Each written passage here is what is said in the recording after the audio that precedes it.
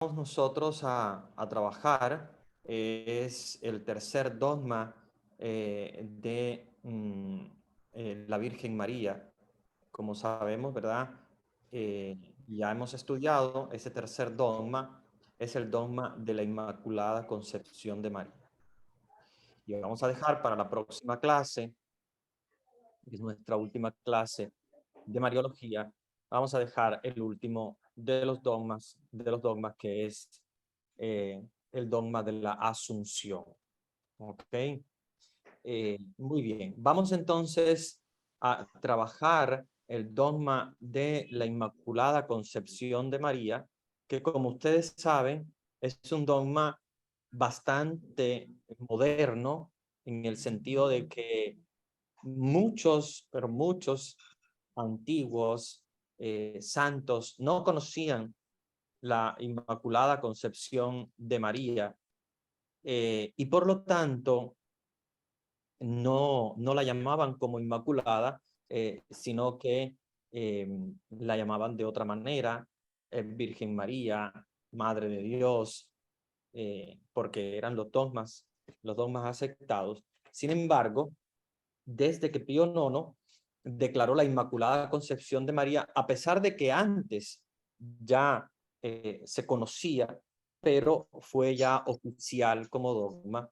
Entonces, a partir de ese momento, ya vamos a encontrar muchas iglesias dedicadas a María Inmaculada o al Inmaculado Corazón de María. Vamos a encontrar también congregaciones que incluso hay congregaciones antiguas que no tenían a María Inmaculada, sin embargo, surgen también algunas ramas, por ejemplo, las órdenes antiguas, como las órdenes franciscanas, dominicos, van a tener también una especie de rama dedicada a María Inmaculada. Por ejemplo, hay una rama de las franciscanas que se llaman franciscanas de la Purísima, que como ustedes saben, Purísima es lo mismo que Inmaculada. Si ustedes escuchan a alguna persona que se llame pura o purita, es lo mismo que Inmaculada. De ahí han surgido muchos nombres, nombres de mujer especialmente. Por ejemplo, el nombre pura viene de María, que es pura, que es inmaculada. Por eso todas las que llamamos purita o pura, la mayoría o nació el 8 de diciembre o en torno a María Inmaculada le escogieron ese nombre. Entonces, eso lo tenemos presente. Seguramente todos tenemos algunas personas conocidas que llevan el nombre de pura o purita, ¿verdad? Que algunos lo dicen de modo cariñoso, porque nacieron en el 8 de diciembre o porque de alguna manera sus padres eran devotos de la Inmaculada y le pusieron ese nombre. Ese nombre es el mismo. Cuando hablamos de María pura o purísima, la purísima, de hecho hay muchas iglesias que están dedicadas a María Inmaculada, que incluso dicen la parroquia de la Purísima, es lo mismo. La Purísima y la Inmaculada Concepción de María es la misma realidad. Solo que cuando hablamos de Inmaculada Concepción de María, decimos María Inmaculada o María Purísima, ¿verdad? Sin pecado concebida. En torno a esto, bueno, también hay algunas, se me olvidaba decirle, también hay algunas que llevan el nombre de Inma. No sé si en español se use mucho, en italiano es muy conocido el nombre Inma que se le da a la, no es Irma, que esto es ya otro nombre, pero sí Inma, que muchas veces va con doble M o que va con N y M, ¿verdad? De alguna manera, se refiere a Inmaculada, Inma. De hecho, hay personas, hay mujeres que se llaman Inmaculada. también, así, con el nombre completo. Y hay otras que se les llama Inma, o de alguna manera cariñosamente, las Inmaculadas, se les dicen Inma. También es referido al dogma de la Inmaculada. O sea, que el dogma de la Inmaculada trajo una revolución muy interesante en la iglesia, porque no es que hasta ese momento no se creyera en la Inmaculada Concepción de María, sino que no estaba todavía definido como dogma y por lo tanto podía ser especulativo. Cuando me refiero a especulativo, podría venir alguna persona que tal vez dice, no, pues sabes que yo no creo que María haya nacido sin pecado original, y bueno, puede ser una especie de pensamiento, de idea, de opinión, y era normal hasta el momento en el cual se proclama la Inmaculada Concepción de María. Cuando ya se proclama la Inmaculada Concepción de María, entonces ya sí no podemos hablar de opinión, porque cuando se declara un dogma es porque ya se ató. Cuando Jesús dice, lo que ates en la tierra será atado en el cielo, el Papa ata, ¿verdad?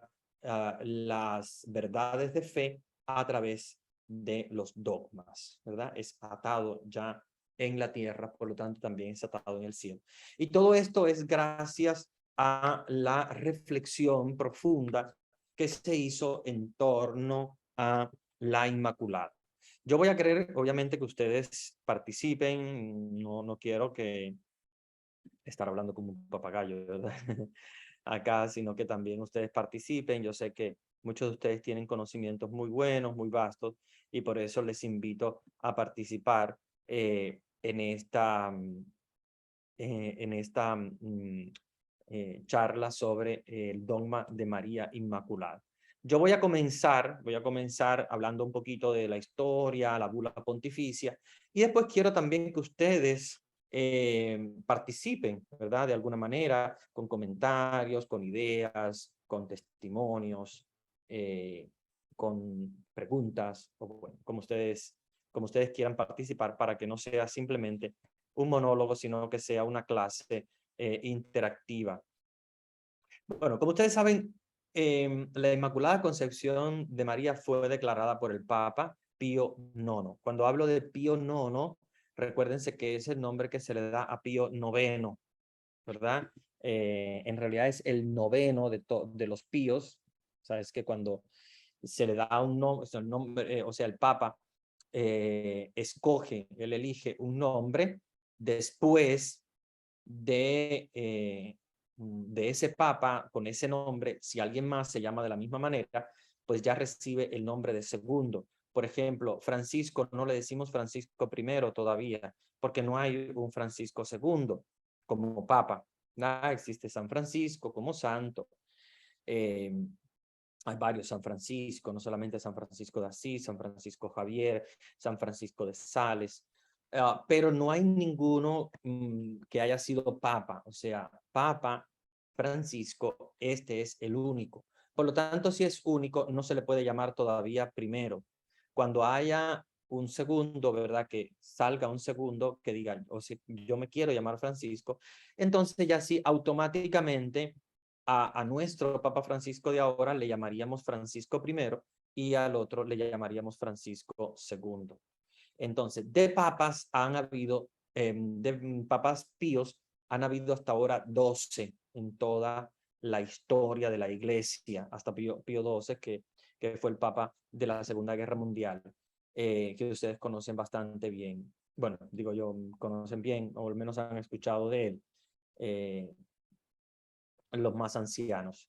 Sin embargo, Pío IX, tal vez no lo conocen mucho, porque Pío IX estamos hablando de los años 1800, por lo tanto, es muy difícil que puedan haber escuchado de él, a menos por referencia tal vez. Entonces él fue el noveno de todos los píos, el número 9. Pero cariñosamente, digamos así, de alguna manera cariñosamente, siempre a todos los papas que han sido los novenos, se les ha llamado nono, ¿verdad? Nono. Entonces, por eso quedó siempre como Pío IX, Gregorio IX, o cualquiera que haya llegado hasta el número 9. Por eso cuando yo les hablo de Pío IX, ustedes ya saben que es Pío IX. Él proclamó el dogma de la Inmaculada Concepción de María el día precisamente 8 de diciembre del año 1854. ¿Qué pasaba en esa época? No es una época muy fácil para el papado. O sea, cuando me refiero al papado, me refiero al papa y a la iglesia. ¿Por qué? Porque el papa estaba siendo víctima de persecución. ¿Y por qué? Bueno, les comento que Italia, ¿verdad? En la época de la unificación italiana, y seguramente habrán escuchado el nombre de Garibaldi, que es el que lleva adelante las luchas de independencia de Italia. Italia no es que estaba como nuestros países de América Latina, digamos, no estaba bajo el control de una potencia extranjera. Nuestros países de América Latina, Cuba, Guatemala, Argentina, todos los países de habla hispana, estábamos colonizados por España. Y las guerras de independencia eran en contra de una potencia extranjera, en contra de España, que era quienes nos tenían colonizados. Sin embargo, Italia no estaba colonizada. Italia lo que estaba era dividida.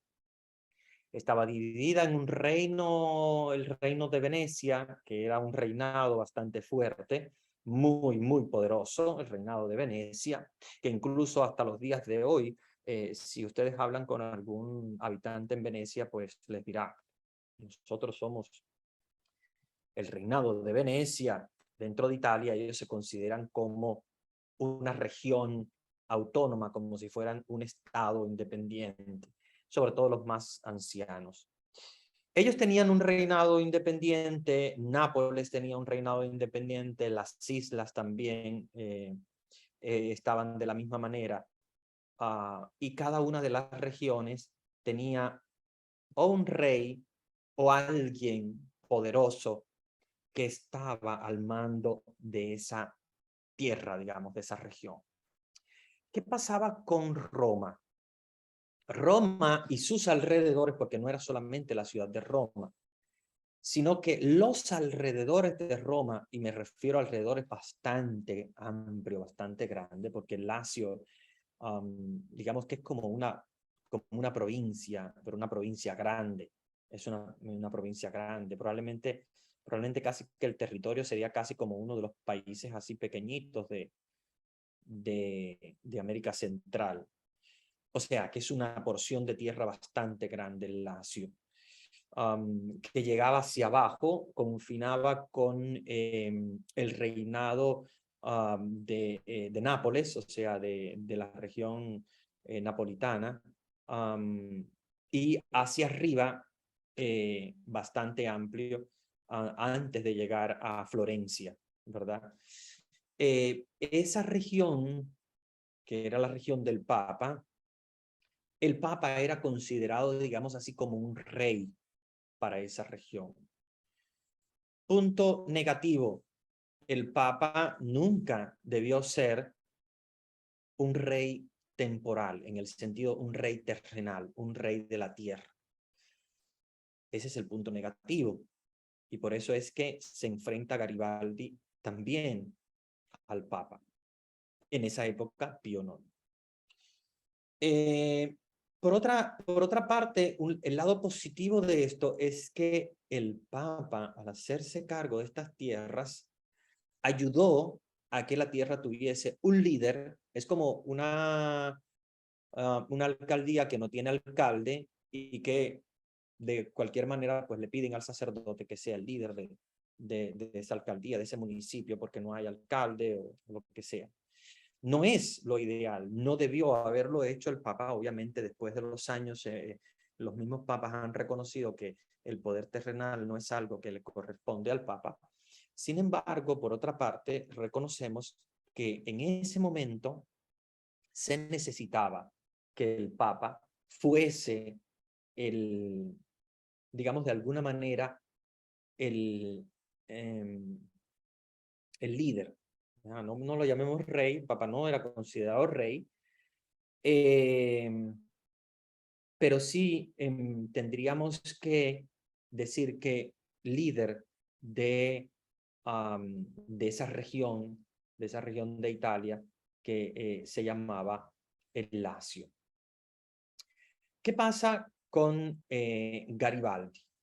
Garibaldi quiere intervenir no solamente a los reyes, ustedes conocerán el rey Víctor Manuel, el rey Humberto I y Humberto II de Italia, que fueron muy famosos. No quería solamente intervenir esos reinados de esos reyes, sino que quería también intervenir el poder del Papa, lo cual era muy, muy difícil porque todas las personas eran católicas en aquella época, lo cual le fue muy difícil a Garibaldi poder hacer esa intervención, si no es que toma preso al Papa y se lo lleva de Roma. Entonces, esa fue su estrategia, la estrategia de Garibaldi, o sea, de la guerra de unificación, de la unificación de Italia, y por lo tanto, eh, el Papa va cautivo a una pequeña isla, aislado, siempre dentro del Lacio. De hecho, si uno va a Roma, no es cerca de Roma, pero se podría viajar hacia allá en tren. Podría ser alrededor de 1 hora y media en tren. Sí, no es cerca, pero tampoco es que sea demasiado lejos. Y se lleva preso al Papa Pío IX a una pequeña isla o península del Lacio, llamada Gaeta, un lugar donde yo estuve. Logré llegar a la prisión que tuvo Pío IX, porque está conservada dentro de una iglesia, la prisión preparada para el Papa, que hicieron digamos, los rebeldes que se sublevaron por la unificación de Italia. Ellos lo que querían era unificar Italia, o sea, crear un país. Como existía, ¿verdad? Por ejemplo, la Galia, que era Francia, un país independiente, unificado, completo. Sin embargo, Italia estaba muy despedazado con diferentes reinados, y Garibaldi lo que quiere hacer es unificar todos estos reinados y crear una sola Italia, un solo país.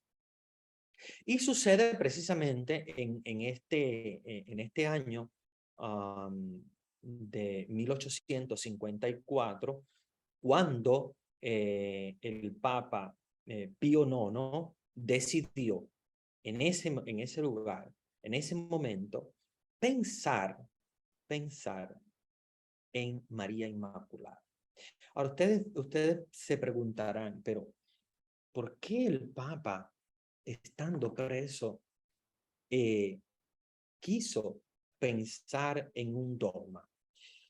Bueno, la realidad es que estando en la cárcel, el Papa tuvo la posibilidad de dialogar con Dios, dialogar con la Santísima Virgen María, meditar, contemplar a María. Tuvo mucho tiempo porque recuérdense que estaba como preso. Es como, imagínense ustedes encerrados en un cuarto. Eso era literalmente una cueva. Si ustedes van allá y ven la cárcel del Papa Pío IX, donde él pensó en la Inmaculada, es prácticamente muy chiquito. Es como una celda, como una cueva.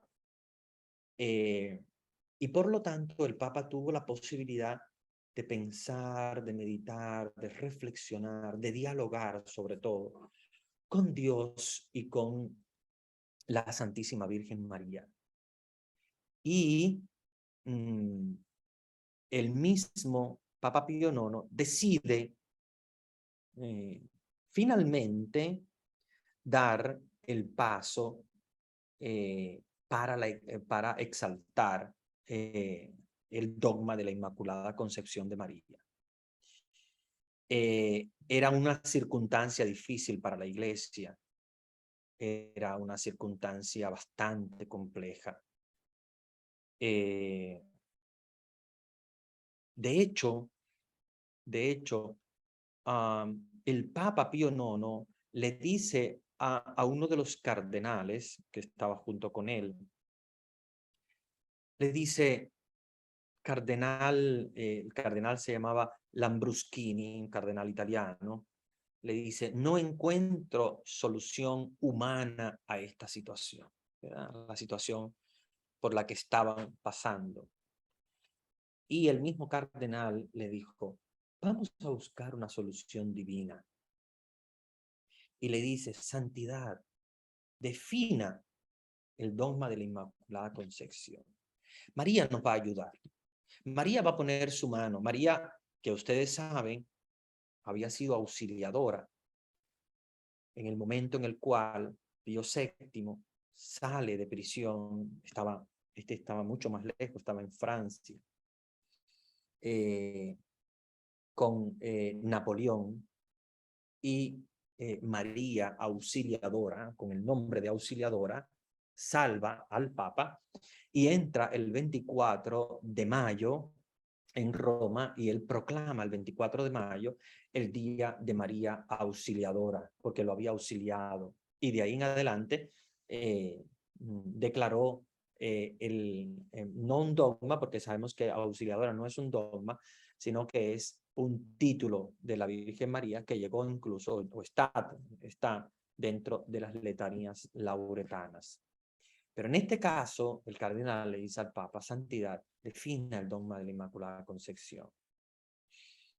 Pero el Papa necesitaba la opinión de otros obispos. Le parecía difícil poder hacerlo él por sí mismo. Acuérdense que los papas nunca toman decisiones por sí mismos, aunque tienen la autoridad. Jesús le dio la autoridad a Pedro, pero Pedro tampoco quiso hacer las cosas por sí mismo. Y él reúne entonces a algunos que obviamente estaban cerca de él, porque era imposible para él reunir a un concilio en ese momento. La iglesia estaba perseguida, él estaba preso, era imposible.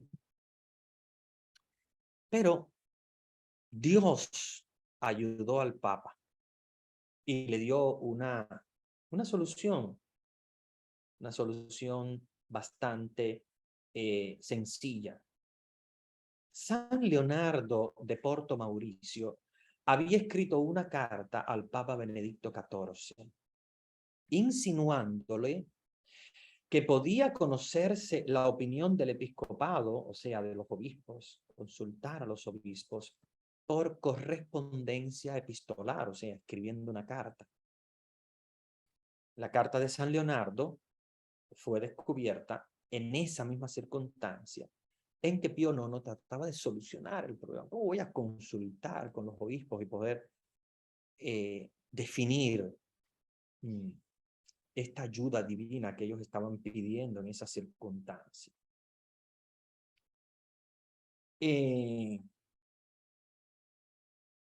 Al poco tiempo, el Papa, a través de cartas, empezó a conocer el parecer de toda la jerarquía eclesiástica, de los obispos. Empezaron a escribir, llegar las cartas.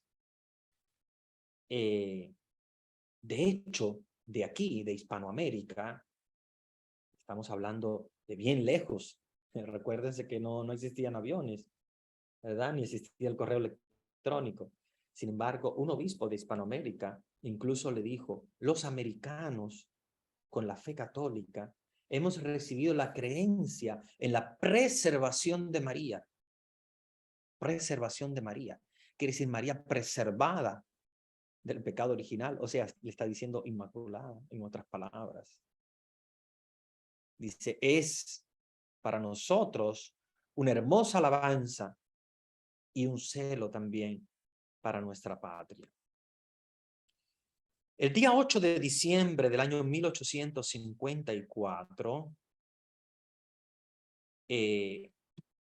rodeado el Papa ya de la solemne corona de 92 obispos, 54 arzobispos y 43 cardenales, y de una multitud grande del pueblo, definía el dogma de la Inmaculada Concepción de María, finalmente libre. El Papa decía, la doctrina que enseña que la bienaventurada Virgen María fue preservada, inmune de toda mancha de pecado original, en el primer instante de su concepción, por singular gracia y privilegio de Dios omnipotente, en atención a los méritos de Jesucristo, Salvador del género humano, es revelada por Dios y por lo mismo debe creerse firme y constantemente para todos los fieles.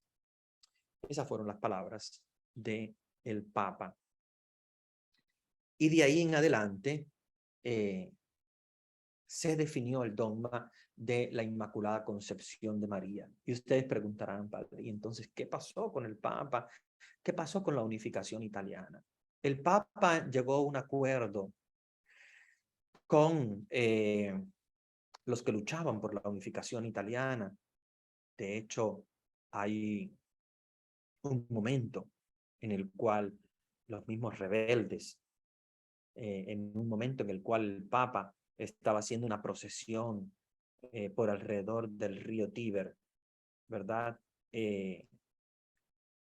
Corre incluso peligro su vida.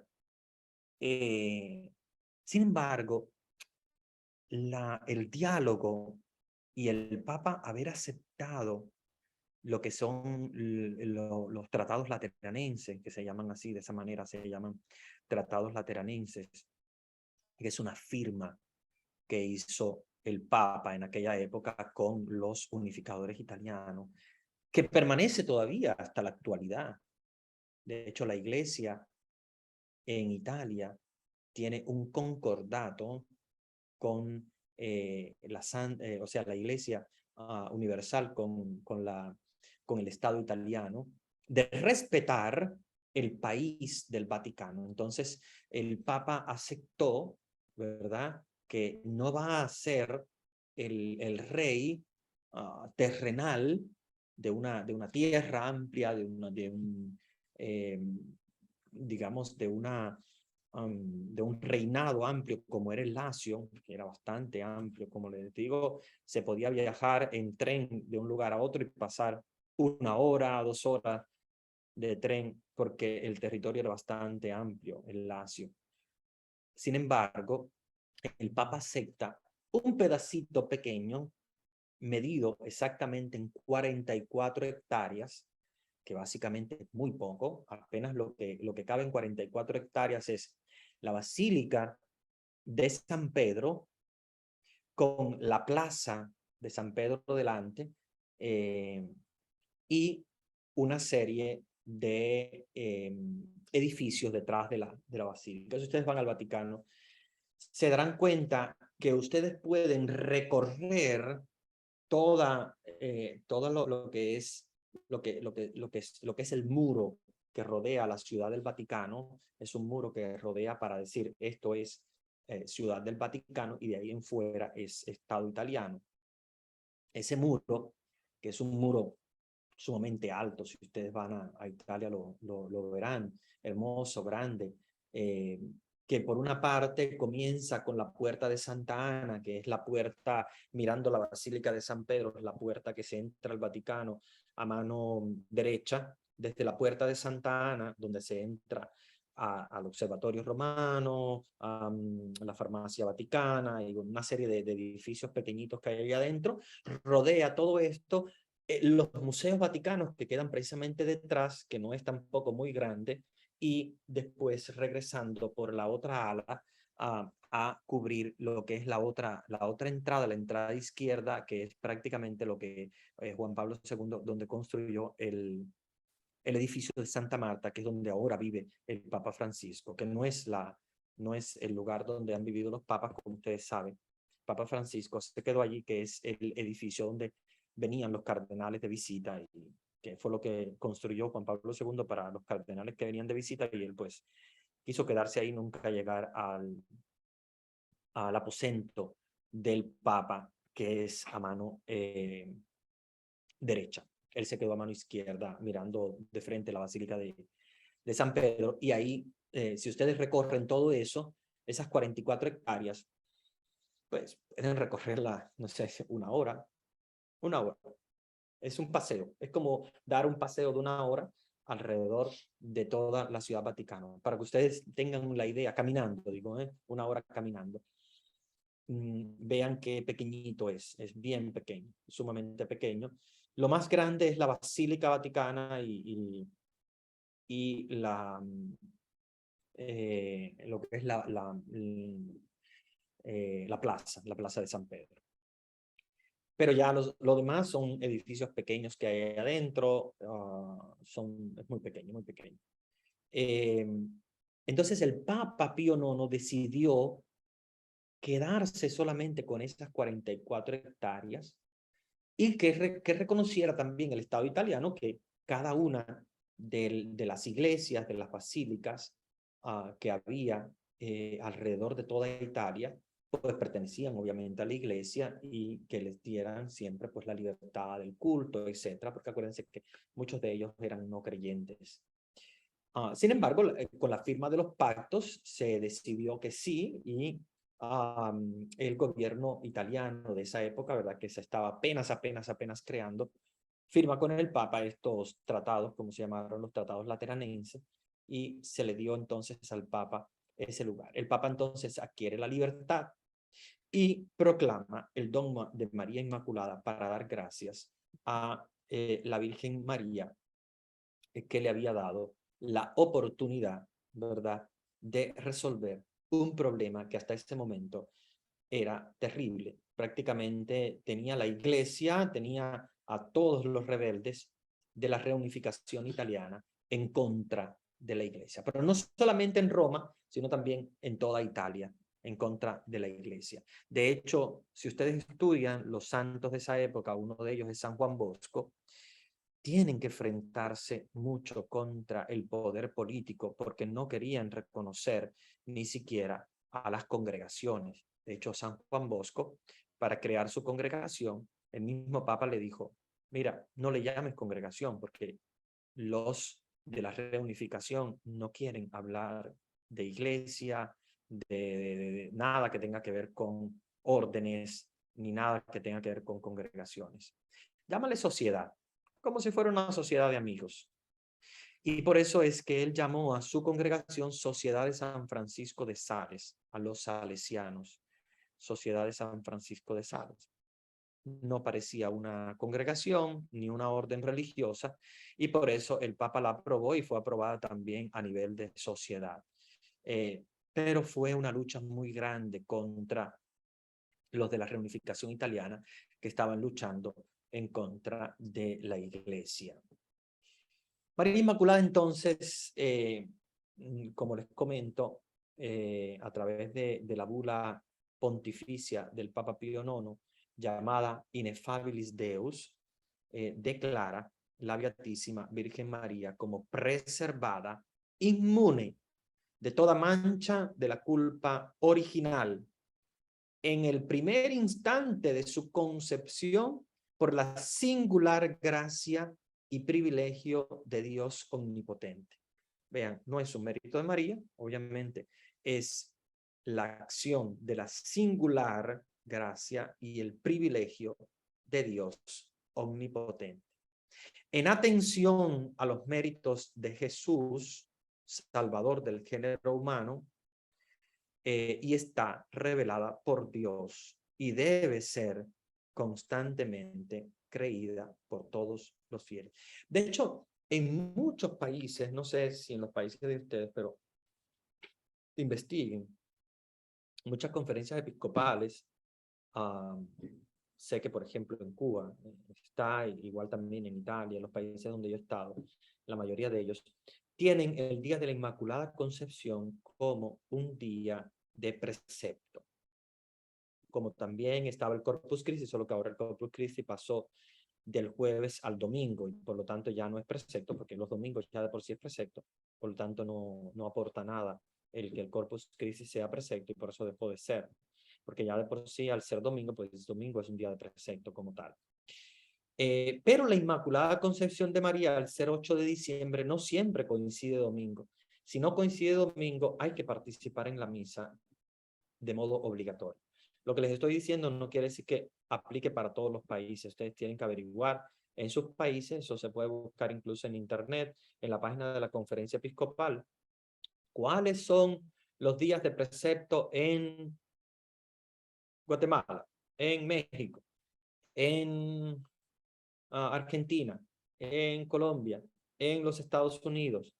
Entonces, dependiendo de los días de precepto, en cada país, pues son días de observación. Por ejemplo, un día de precepto allá en Cuba es el día de Navidad, que el 25 de diciembre no siempre coincide con el domingo.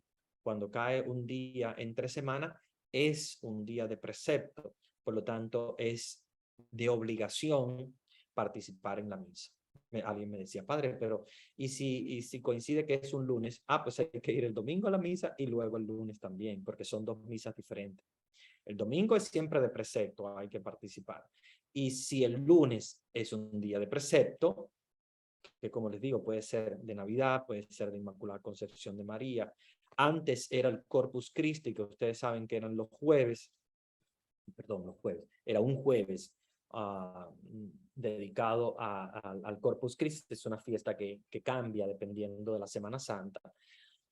Era también de precepto, ahora ya no, porque ya ahora se pasó la fiesta del Corpus para el domingo, y por lo tanto ya es más fácil, ¿verdad? Participar en el precepto porque es domingo. Y ya de por sí todos los domingos son días de precepto.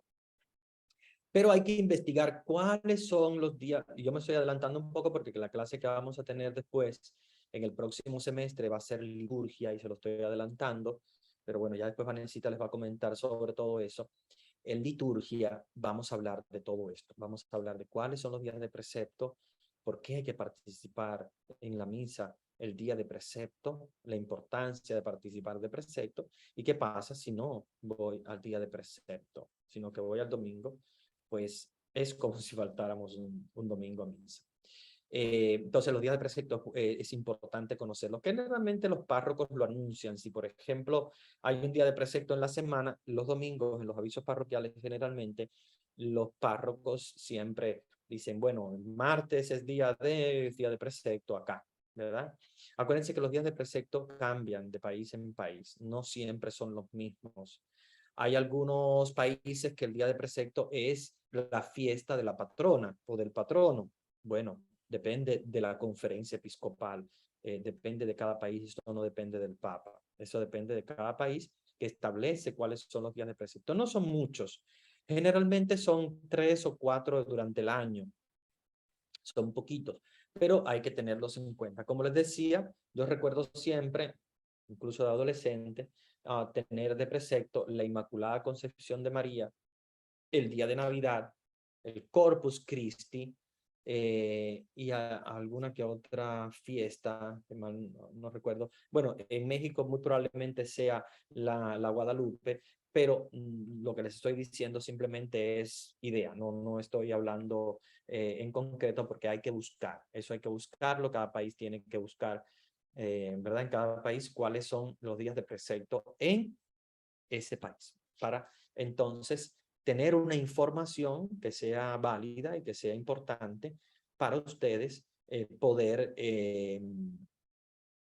participar en esos días de precepto. Bueno, cierro el paréntesis porque le estoy hablando del 8 de diciembre como fiesta de precepto, que en algunos países lo es, en otros países no lo es. Hay que buscar primero. No todos los países tienen la Inmaculada de precepto, obviamente.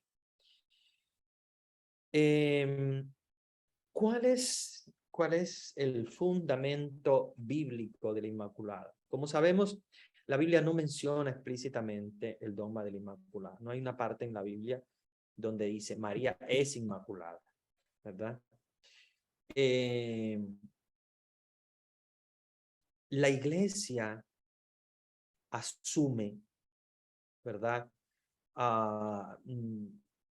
Como por deducción en lo que es la Inmaculada, por deducción en la Biblia, el pasaje de la promesa de la redención en Génesis 3:15, donde se habla de la madre del Redentor. Y vamos a buscar en nuestras Biblias, ustedes tienen sus Biblias ahí delante, vamos a buscar el Génesis 3:15 y vamos a ver qué es lo que dice la Biblia en Génesis 3:15, que es uno de los textos que nos ayuda. No es explícito, no es que nos dice que es inmaculada, pero nos lleva a esa reflexión.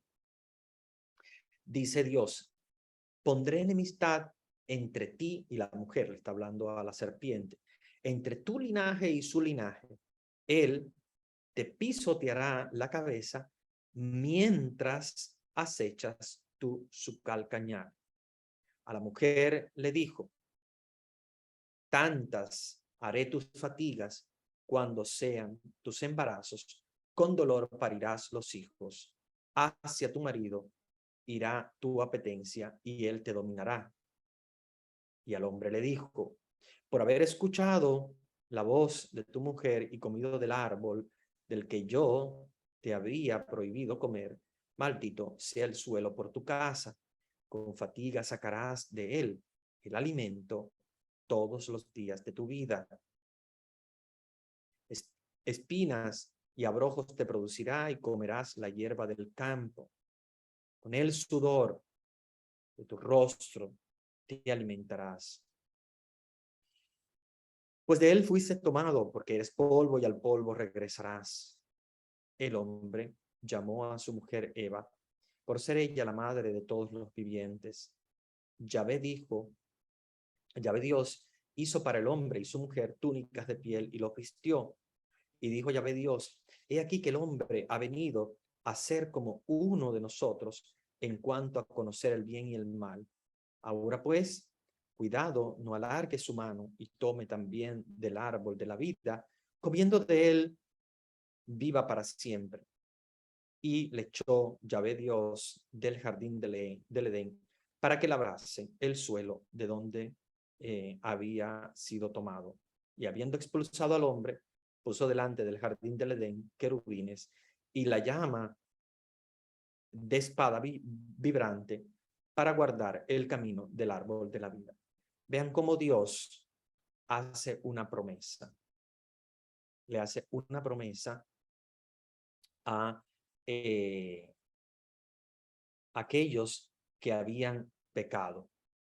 Y la promesa es la promesa del Salvador. Es la promesa de aquel que pisoteará la cabeza de la serpiente. Entonces, cuando dice, enemistad pondré entre ti y la mujer, entre tu linaje y su linaje. O sea, el linaje de la mujer pisoteará la cabeza de la serpiente. Nos está dando a entender precisamente que de María, que es la promesa, de ella viene la promesa de la salvación, que es Jesús, pisotea la cabeza de la serpiente.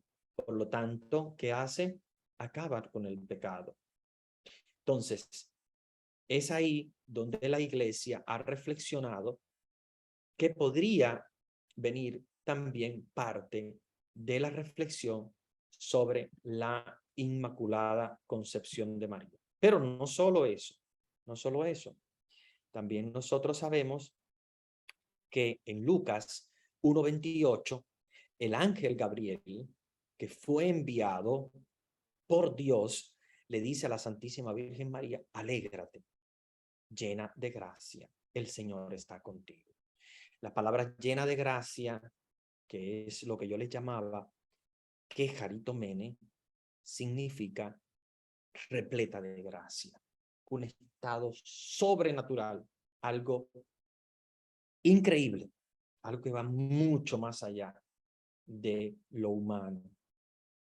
Y aunque este pasaje no nos dice exactamente que María es inmaculada, nos está diciendo que está repleta de gracia. Por lo tanto, en quien está repleta de gracia no hay pecado, ¿verdad?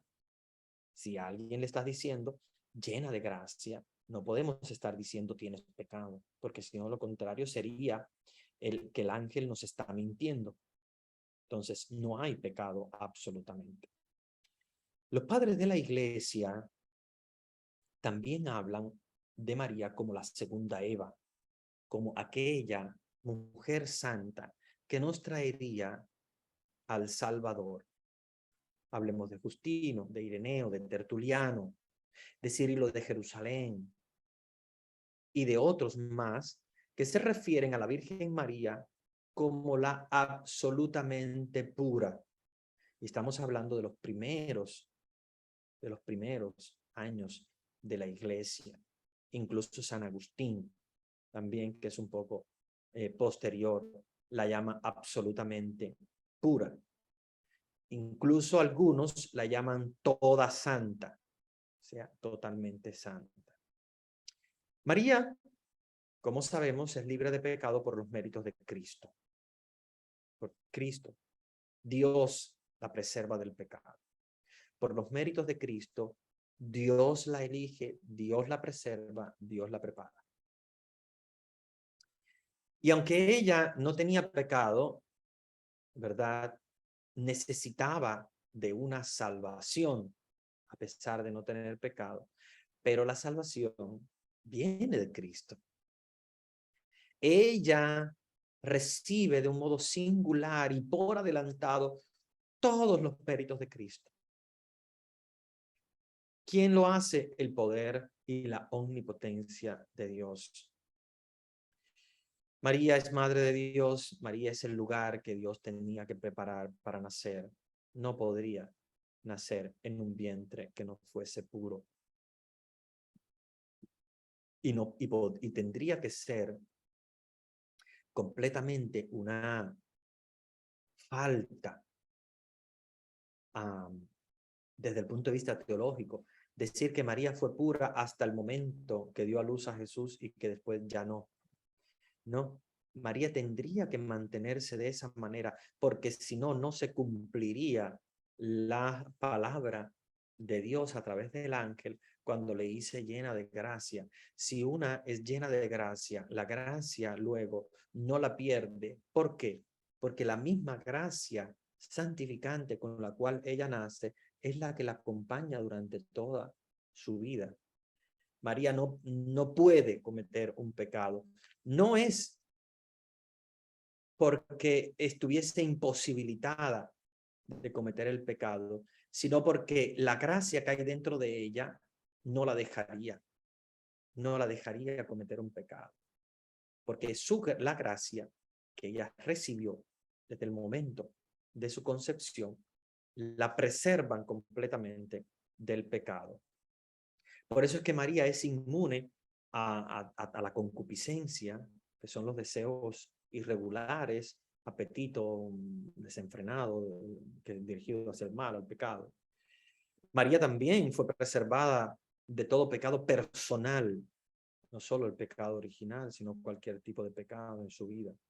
Y esa es la grandeza de María, que a pesar de ser una mujer libre, de ser una mujer normal en el sentido mujer, nunca ofendió a Dios, nunca optó por nada que la manchara o que le hiciera perder la gracia que había recibido. No hay ningún momento en el cual la Biblia nos hable de que María se haya alejado de la gracia. De lo contrario, los primeros que hubiesen hablado serían los fariseos, que son hipócritas, estarían hablando, mira, la madre de este hombre, qué es lo que hace o qué es lo que hizo, qué es cualquier cosa, ¿verdad? No tenemos ninguna referencia en lo absoluto. Entonces, tenemos el dogma de la Inmaculada Concepción. ¿Qué pasa con los protestantes? Y ahora es donde quiero que ustedes también intervengan. Me gustaría que intervengan. Que ustedes puedan hablar, ¿verdad? De sus ideas, de sus reflexiones, de su pensamiento sobre la Inmaculada. Yo les voy a dar qué es lo que dicen los protestantes y yo quiero saber qué respuesta ustedes tienen. ¿Cómo ustedes defienden este dogma de la Inmaculada Concepción de María? ¿Cómo defienden ustedes a su Madre María de los ataques de las sectas? Una secta, o varias de las sectas, se refieren a la Inmaculada Concepción de María diciendo, no, María no puede estar preservada del pecado original, porque en Romanos 3:23, Pablo dice, todos han pecado y están lejos de la presencia salvadora de Dios. Pablo dijo, todos han pecado y están lejos de la presencia salvadora de Dios. ¿Qué respuesta ustedes como católicos pueden darle a esta secta protestante que nos está diciendo esto y que esto querría decir que María no fue preservada del pecado original, sino que ella también, igual que todos, habría pecado y se habría alejado de la presencia de Dios? Voy a darles la opción para reactivar sus micrófonos. Perdón. Sí. Ya les di la opción para reactivar sus micrófonos porque quisiera escuchar sus respuestas. Hola, padre, sí. Adelante. ¿Podrías repetir la pregunta? Sí, Los protestantes. la pregunta es que una secta protestante dice, no, María no es inmaculada porque María también es pecadora. Aquí lo dice Pablo en Romanos 3:23. Todos han pecado y están lejos de la presencia salvadora de Dios. Como todos han pecado, María también habría pecado y se habría alejado de la presencia salvadora de Dios. ¿Cómo tú Sí, entonces responderías? sí. Yo tengo, padre, entendido, ¿verdad? Que el Evangelio de Lucas, Lucas evangelista, tengo entendido que fue discípulo del apóstol Pablo, ¿verdad? Ujú. Y claramente, ¿verdad? El evangelista Lucas escribe en el capítulo 1 y versículo 1, aproximadamente hasta el 5, dice, ¿verdad? Claramente que el evangelista Lucas se dedicó a investigar lo que los discípulos decían en aquel entonces. Hasta ahí vamos todo bien. Y Ujú. entonces en el versículo 26 dice que Dios envió a un ángel a la ciudad de Nazaret, ¿verdad? Ujú. A una mujer virgen. Eso quiere decir que después de la resurrección, la muerte y resurrección del Señor, los discípulos y los apóstoles le llamaban a María como virgen. Y en el capítulo, en el capítulo 29, o sea, 28, nos dice claramente, llegó el ángel hasta ella y le dijo, alégrate, llena de gracia, el Señor está contigo. Y Ujú. después cuando María le visita a su prima Isabel, en el capítulo 41, al Ujú. oír Isabel su saludo, el niño dio salto en su vientre. Isabel se llenó del Espíritu Santo y exclamó en alta voz, bendita tú eres entre todas las mujeres y bendito el fruto de tu vientre. Al Ujú. igual que Jesús es bendito entre su vientre, María también es bendita entre todas las mujeres. Porque obviamente si dice bendita entre todas las mujeres, es por lógica que está diciendo sin pecado original. Ujú. Ujú. Y también en el capítulo, o sea, en el versículo 48 nos dice, porque se fijó en su humilde esclava, y desde ahora todas las generaciones se me llamarán la bienaventurada. Y Han pasado, me imagino, 2000 años y todavía nosotros los cristianos católicos le seguimos llamando a nuestra madre la bienaventurada. Y eso se cumple porque ella es concebida sin mancha de pecado original. Y yo, eso es lo que es mi respuesta ante los hermanos protestantes evangélicos.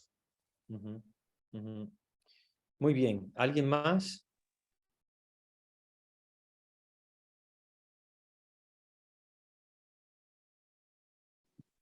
Sí, buenas noches. Adelante. Sí, como dijo el hermano, todas las citas bíblicas que nos habla del Señor que nacerá de una, nos dice en Lucas también 26:31 nos habla y nos dice que el Mesías vendrá de una virgen. Ujú, Entonces, yo vengo de familia que hay muchos protestantes, hay testigos de Jehová, y ya usted sabe. ujú, E incluso yo fui muy, ¿cómo le digo? Muy casi convencida por un tío mío para que mi esposo y yo no entráramos a los testigos de Jehová, eso hace muchos años atrás, unos 40 años. Y yo oré a la Virgen, yo le pedí a la Virgen Santísima, siendo yo devota de la Virgen. Y yo le pedí a la Virgen que me iluminara si ese paso que yo iba a dar era como algo que sí, que lo debía de dar. Y la Virgen me ayudó, la Virgen me dio discernimiento. Y el día que iban esa gente para mi casa a conocernos, lo que lo dirigían a ellos, pues yo tuve valor para rechazar eso. Y la Virgen no permitió que nosotros no fuéramos de nuestra religión católica. Porque después yo analizando, yo le decía a mi esposo, pero es que ellos parece que no estudian la Biblia, ellos cogen solamente la cita ujú, bíblica que a ellos les convienen, ellos no leen lo que a ellos no le interesa que las otras gente, ellos se aprenden ujú, lo que ellos quieren para convencer a la gente.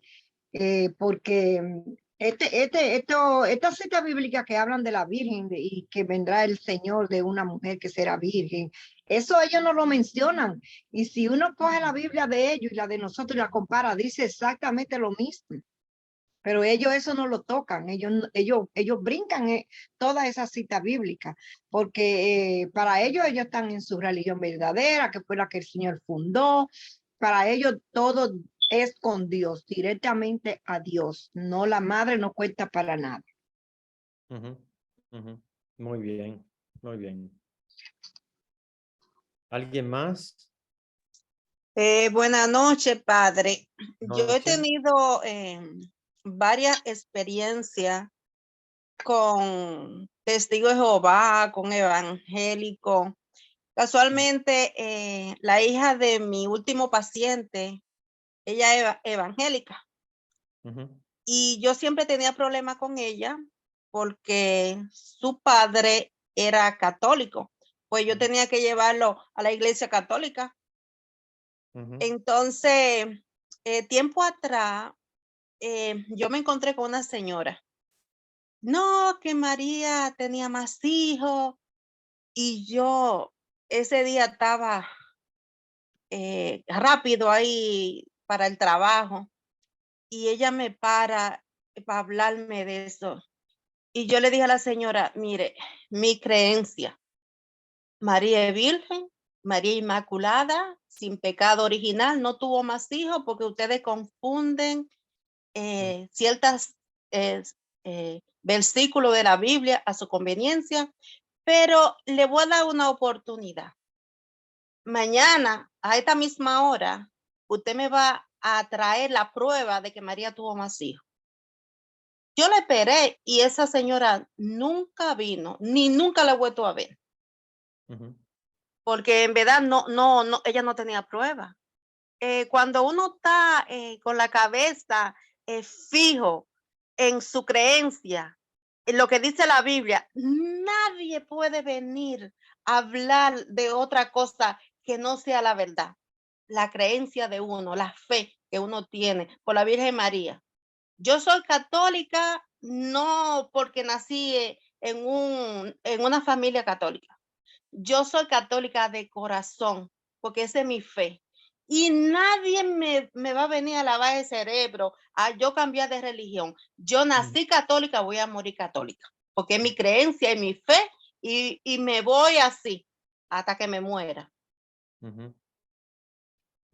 Muy bien, bien, gracias por tu intervención. ¿Alguien más? Sí, buenas. Sí. Un saludo para todos. Yo también, además de todo lo que los hermanos han expresado, nosotros por fe, o sea que nosotros sabiendo que la palabra que está plasmada en esta biblioteca, que es vamos a llamar, o sea que es la Biblia, yo le llamo biblioteca porque es un conjunto de libros. Ujú. Entonces, nosotros creyendo en estas palabras, sabiendo que es Dios que nos habla y que la palabra explica muy bien, como le dije, además de lo que los hermanos han dicho, para no repetir lo mismo, Ujú. que anunciaba esa Madre Virgen desde el principio. Entonces, nosotros tenemos que creer, como dice el Evangelio, que ella era llena de gracia, porque así lo dice la palabra. Dios no iba a ser creado en un vientre lleno de pecado, Ujú. porque Él es la perfección. Y como dice la palabra, que no se echa vino nuevo en odres viejos. Entonces, tenía que ser un vientre muy especial. Entonces, nosotros nos aseguraríamos cada día más con la palabra y tenemos que aceptarla, y así es, y será para siempre, porque nadie puede cambiarla. Entonces, nos dice con gran seguridad en el libro de Mateo, según el evangelista San Mateo, Ujú. nos dice que la Virgen tuvo a su hijo sin tener ninguna relación, vuelve y lo afirma, Ujú. como lo dice en San Mateo 1, Ujú. versículo 25. Y sin que hubieran tenido relaciones, dio a luz a un hijo al que puso por nombre Jesús. Entonces nosotros tenemos que asegurarnos cada día más de que la Virgen fue sin pecado, Ujú. porque nos lo afirman todas las palabras en el Evangelio, y desde el principio ya estaba ya predicho. Nosotros cayendo en esa, y como nos dice y nos explica me recuerdo, no sé si es primera de Corintios, no me recuerdo el versículo ahora mismo, pero sí sé que está en Corintios, Ujú. que donde nos dice que cuando esa misma palabra que dijo la hermana, de que le dijeron que María tenía más hijos, y ahí nos explica la palabra donde Jesús le llamó hermanos a más de 500. O sea que Jesucristo se reunió con más de 500 hermanos. O sea que el Ujú. vientre de María no iba a salir 500 hijos, no iban a salir 500 hijos, que, Ujú. si el Señor también lo hubiera querido, lo hubiera hecho también, porque tiene poder para hacerlo, pero no lo quiso así. Ahora sí que nosotros somos más de 500, porque somos hijos adoptados, somos hermanos de Jesús y comprados por la sangre de su hijo. Y nosotros, una de las cosas que yo digo, que por más que nosotros que oigamos que lleven contrariedades hablando mal de la Virgen, por más que pataleamos, nosotros tenemos que saber que la única sangre que lleva Jesucristo, que es la que nos salvó y nos salva y nos libera y nos sana, es la única sangre que es la de María, porque ella no tuvo contacto con ningún hombre para tener otro tipo de sangre. Ujú. Y yo, Exacto. si nos tenemos que jalar pelo a pelo, con esas son palabras que Ujú. yo le digo. Muy bien, muy bien. ¿Alguien más? Oh, padre, otra cosa, Ujú. que todos los sábados los testigos de Jehová siempre van a casa por casa a tocar los timbres. Entonces, usted sabe que cuando uno trabaja y a veces se queda el fin de semana, uno quiere descansar. Entonces ellos siempre vienen a tocar el timbre, a tocar la puerta con la Biblia debajo de ahí del brazo Ujú. y regando los papelitos que ellos siempre riegan ahí con sus versículos ya aprendidos y cosas. Entonces, cuando ellos ven las imágenes religiosas, ellos de una vez se ponen a hablar de las imágenes y a mí no me pueden tocar las imágenes. Entonces lo que yo hice fue que puse en la entrada mi imágenes para que en ningún momento ellos me toquen la puerta. Entonces, cuando ellos quizá venían a tocar la puerta, le abría yo el apartamento para que vean todas mis imágenes, todas mis fotos ahí. Ujú. Y bueno, le digo que tengo tiempo que no escucho que me tocan la puerta. Ay, ay. Claro, claro, y eso está muy bien, eso está muy bien. Ya se ve que te conocen y saben la fortaleza de tu doctrina, y eso es una cosa muy buena. ¿Alguien más? Bueno, yo, mientras tanto, piensan también otras ideas que me gustaría escuchar de ustedes. Quería comentarles sobre ese ataque, ¿verdad? Que muchas veces hacen las sectas a la Inmaculada Concepción de María cuando utilizan Romanos. ¿Sí?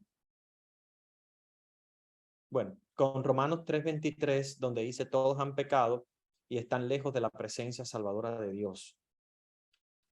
Tenemos que entender que si las palabras de San Pablo fuesen tomadas al pie de la letra, eso de todos han pecado y todos sería absoluto, entonces Jesús también entraría dentro de eso.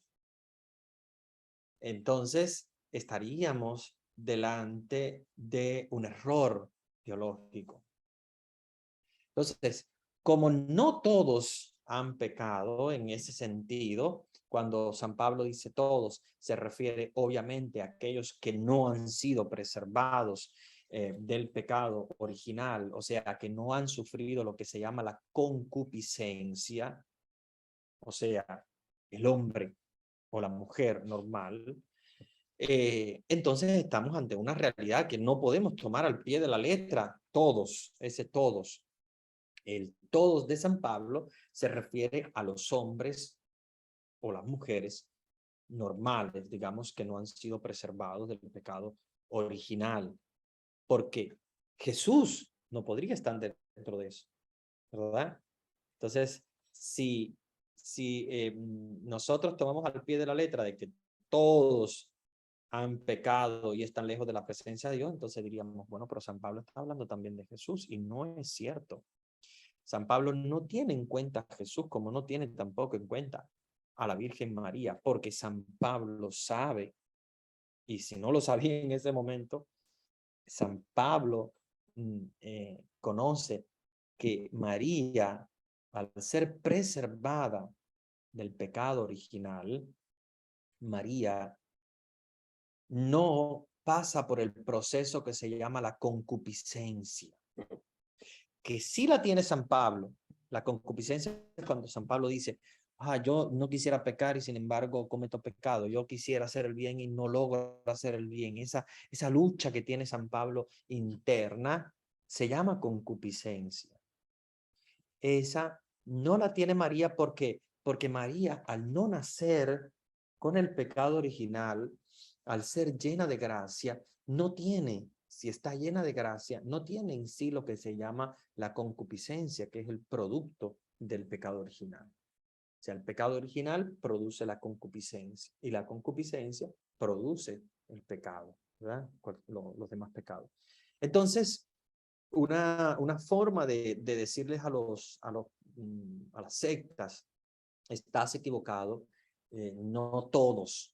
O sea, el todos de San Pablo se refiere a los seres humanos, a todos los seres humanos que no han sido preservados del pecado original. O sea, estamos descartando a Jesús, estamos descartando a la Virgen María por ser llena de gracia y no participar de lo que se llama la concupiscencia.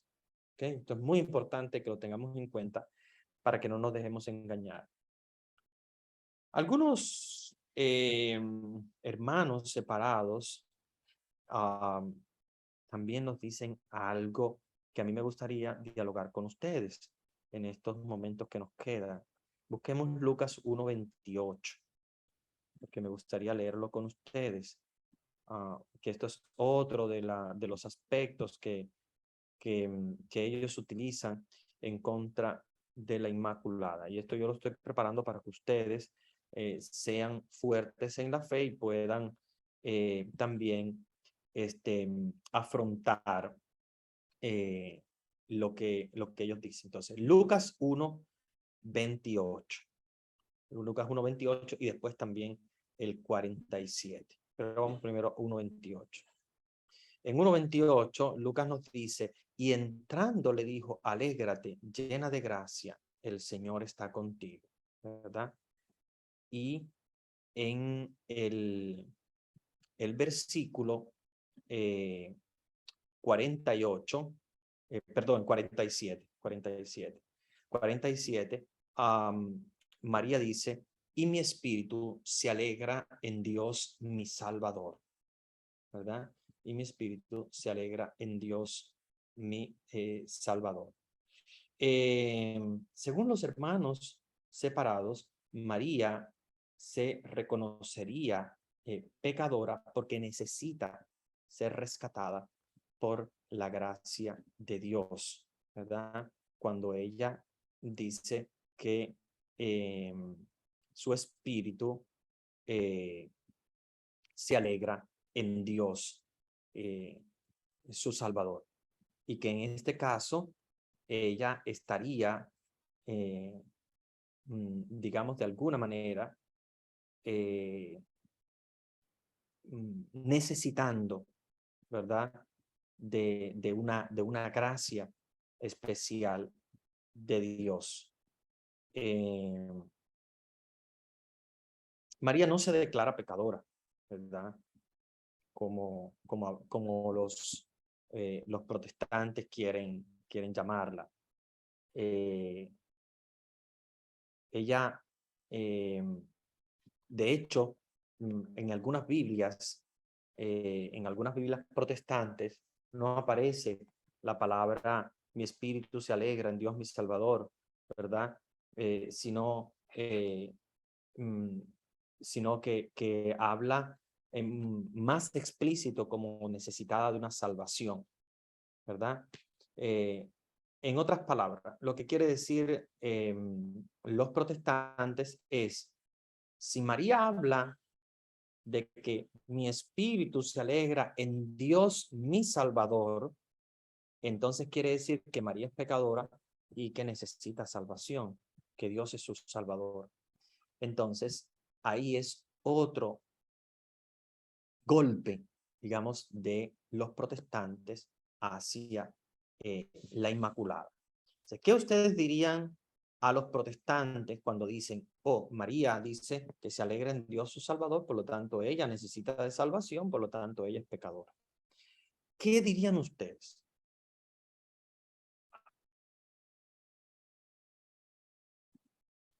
Me gustaría... Ok. Y ahora pueden reactivar sus micrófonos. Sí.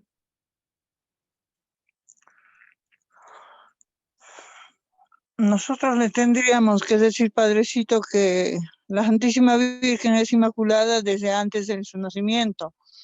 O sea que ella tiene a su hijo también siendo inmaculada. Por ende que ella desde lo que desde el vientre de su madre ya viene inmaculada, y lo refuerza o lo confirma el Espíritu Santo el momento en que llega manifestándole de que ella va a ser madre de Jesús. Y como es madre de Jesús, ella no puede ser una pecadora. Ella viene inmaculada desde el vientre de su madre. Es pura, ella no tiene ningún pecado. Ahora, le dice mi Salvador, ¿no? Por su humildad, ella puede decir mi Salvador, porque ella era una mujer muy humilde, ¿no? Entonces, por esa razón ella puede decir, dice, ¿no? Que mi Salvador.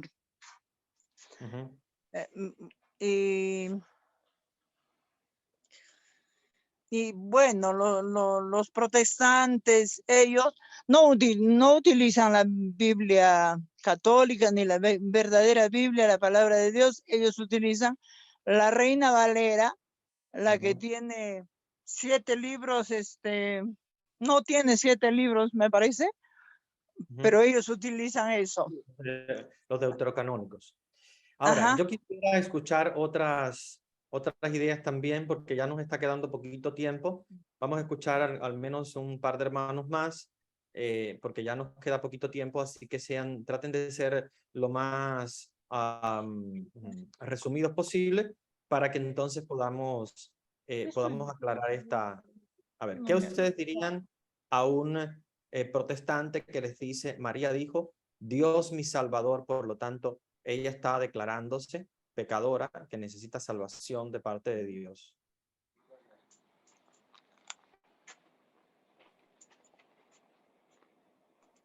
¿Qué respondería?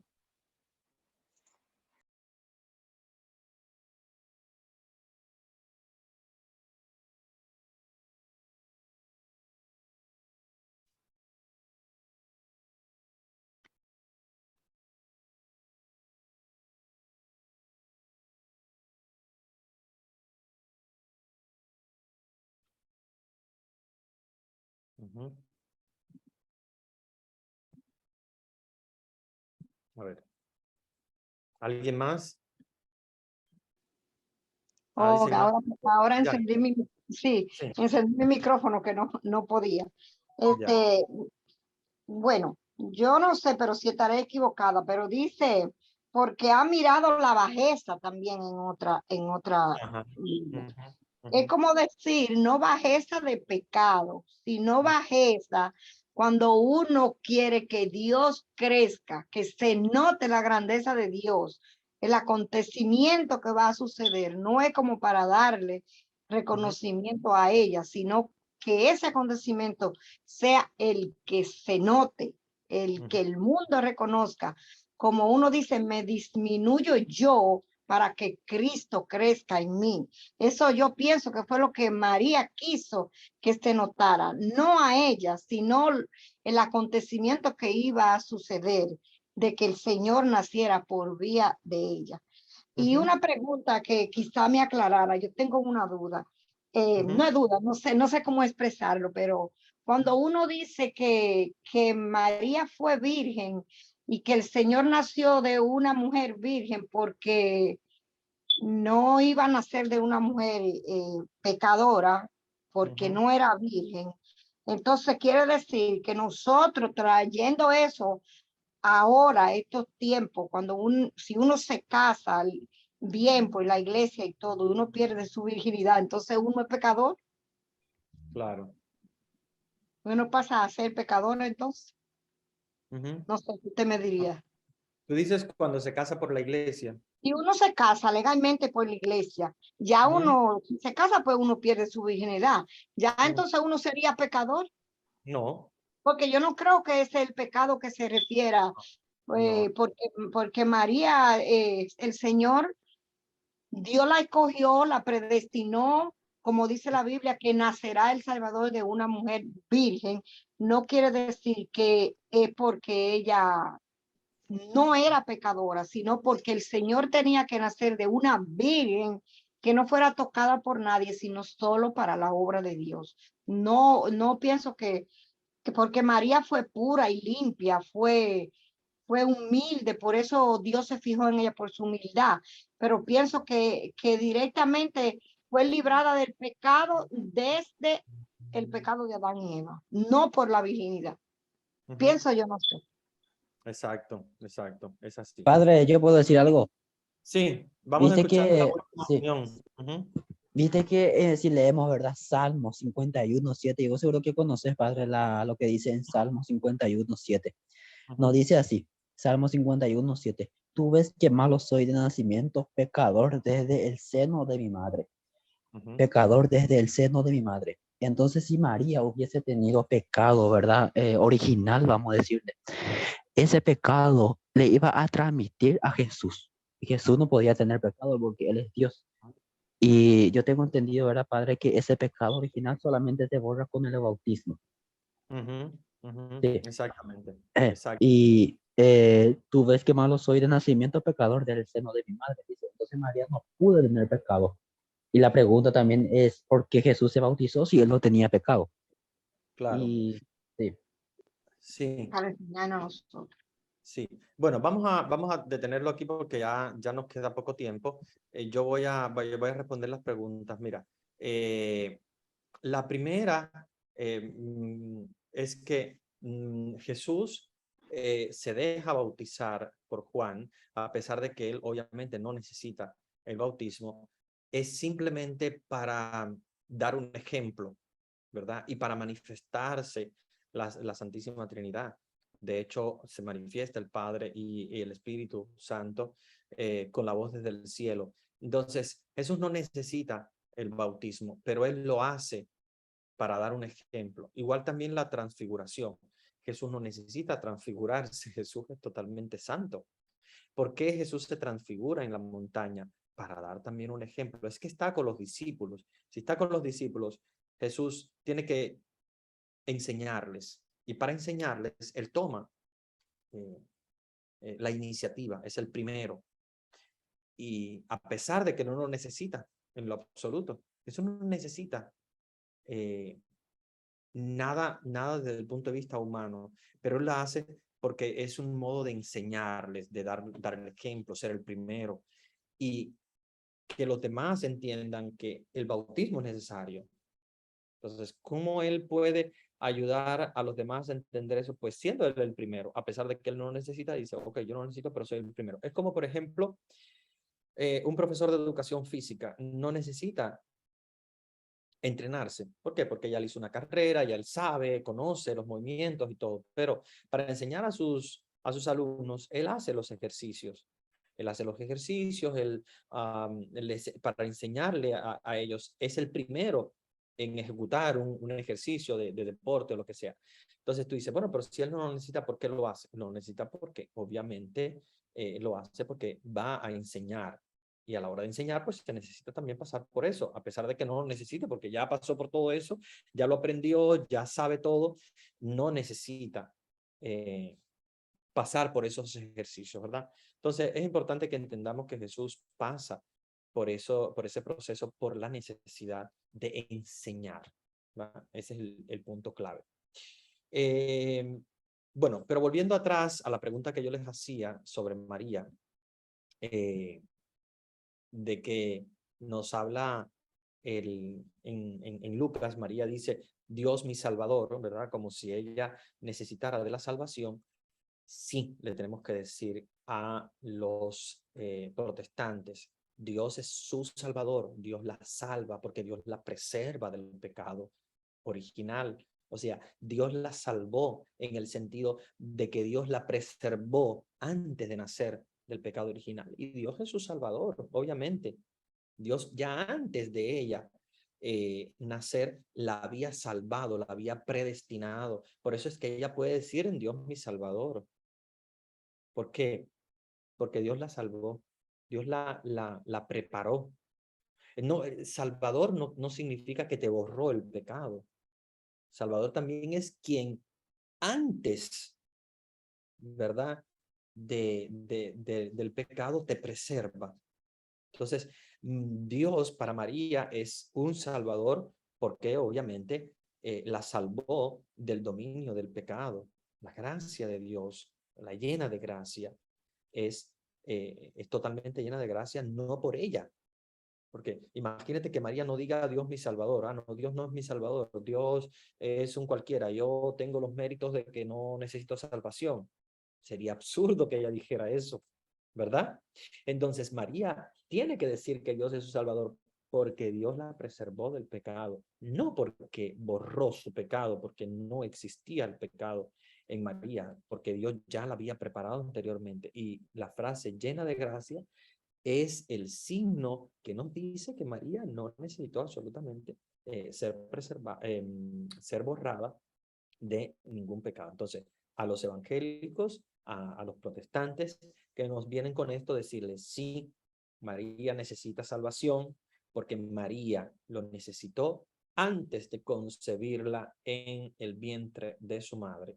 Dios actuó en ella, porque si hubiese nacido como cualquier otro ser humano, pues hubiese nacido con pecado original. Sin embargo, no. Dios intervino. En el momento de la concepción de María, Dios estaba interviniendo en ese momento. Dios no permitió que se transmitiera el pecado de generación en generación. O sea, Dios paró eso. Y por eso es que María llama a Dios su Salvador, porque la salvó en ese momento. ¿Ok?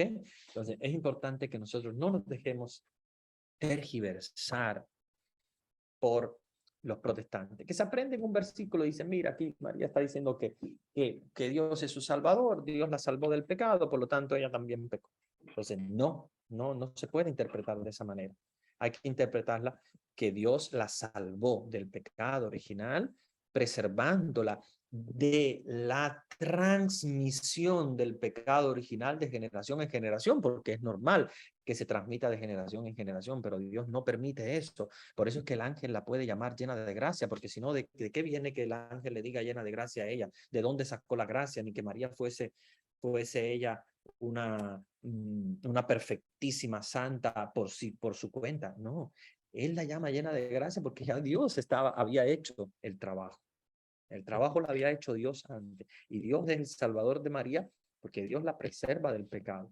Si no, de lo contrario, Joaquín y Ana le hubiesen transmitido la concupiscencia, el pecado original, como normalmente se transmite de generación en generación. Sin embargo, Dios no permitió eso. Y por eso es que el ángel le puede llamar llena de gracia. Si no, de lo contrario, el ángel no le hubiese llamado llena de gracia. ¿De dónde viene a decirle llena de gracia? Porque ya Dios había actuado. Dios sabe lo que hace y Dios hace las cosas perfectas y prepara un seno para su hijo perfecto, una casa perfecta y una mujer que permaneció hasta el pie de la cruz en perfección de santidad. De lo contrario, no estaría en el plan de Dios. Si no hubiese sido así, Dios no la hubiese preparado, Dios no la hubiese colocado en su plan. Dios la coloca en su plan y Dios lo hace todo precisamente porque Él lo quiere así de esa manera. Bueno, hermanos y hermanas, yo creo que el tiempo se nos ha venido arriba. Padre, Ah, buenas noches. Solamente algo acotar. sí, porque ya estamos ya con el tiempo. Sí, lo que pasa es de que desde el Antiguo Testamento ya se decía que nuestro Salvador va a nacer de una virgen. Y para los protestantes nosotros solo con decirle que la Virgen ya fue predestinada desde antes de que nazca Jesús y dar las citas bíblicas del Antiguo Testamento. Yo creo que con eso ya ellos tendrán que quedarse callados en otras palabras. Lo que pasa es que nosotros a veces somos flojos cuando nos dicen y creemos, pero para eso estamos este momento estudiando la Biblia y estudiando ahora a María para podernos defender a toda costa. Eso nada más, Padre. Gracias. Muy bien, gracias. Gracias por tu intervención, así es. Bueno, hermanos y hermanas, vamos entonces a orar y a pedirle, ¿verdad?, a nuestro Dios que siempre esté en nuestros corazones para proclamar el nombre de María como Inmaculada. que Él nos enseñe siempre a nosotros ser hijos de la Inmaculada, hijos de la Purísima, y que nosotros no tengamos ningún miedo de afrontar a ningún evangélico, a ningún protestante, ninguna secta que quiera tergiversar la doctrina de lo que Dios ha hecho, de lo que Dios ha preparado y lo que Dios ha querido preparar para su Hijo en la salvación. Vamos a orar al Señor y vamos a pedirle su bendición. El Señor esté con ustedes. Y con tu espíritu. Y la bendición de Dios Todopoderoso, Padre, Hijo y Espíritu Santo, descienda sobre ustedes y permanezca para siempre. Amén.